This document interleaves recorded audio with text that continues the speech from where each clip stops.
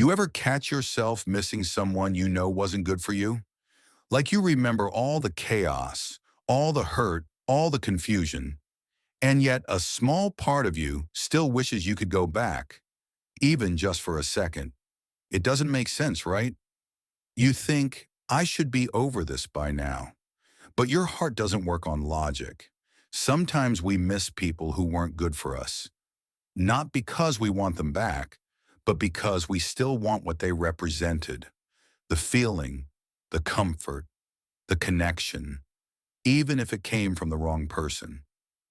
When we think back on someone who hurt us, our minds rarely replay the full story.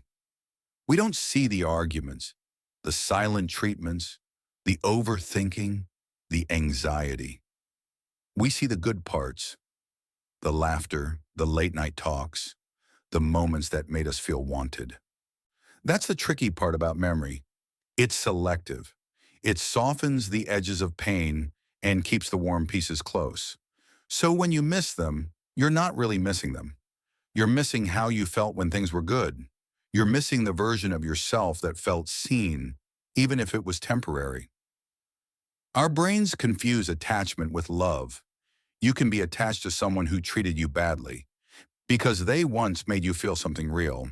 And when they're gone, you don't just lose the person, you lose the routine, the presence, the sense of being known. When someone leaves your life, especially someone who played a big role in it, they don't just disappear. They leave behind a space, one you used to fill with them. The late night messages, the inside jokes, the random thoughts you used to share. Suddenly, there's silence, and silence is hard to get used to.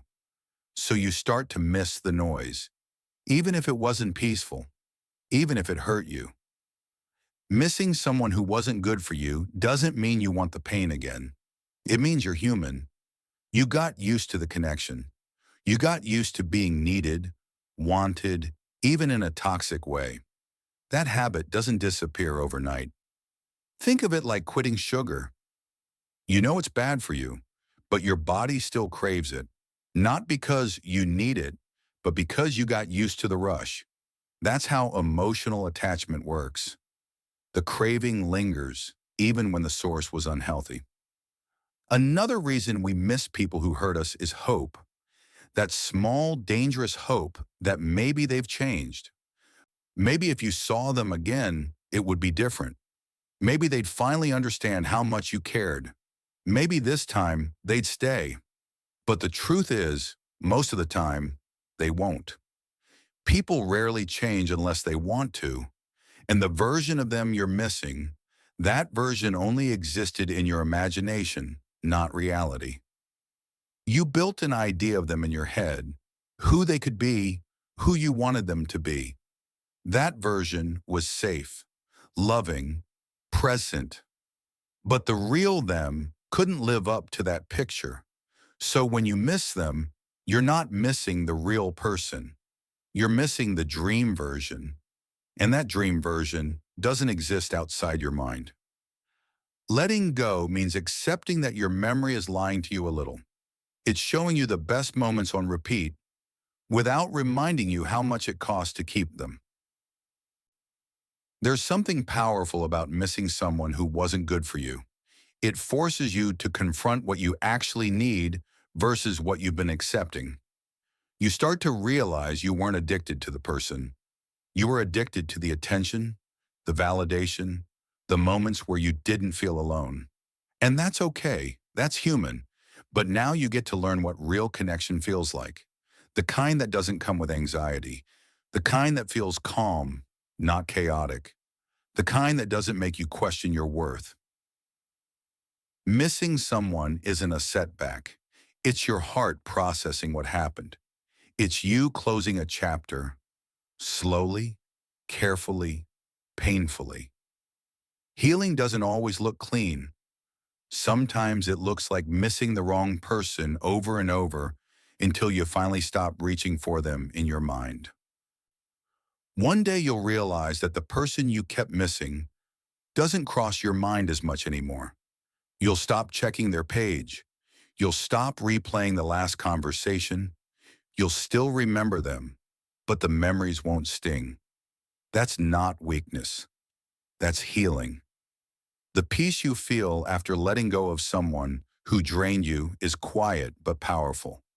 You start to fill the space they left behind with yourself again. Your own hobbies, your own peace, your own laughter.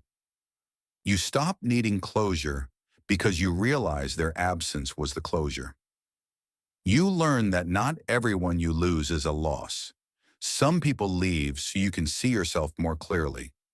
Some people break you just enough to show you where your boundaries should have been.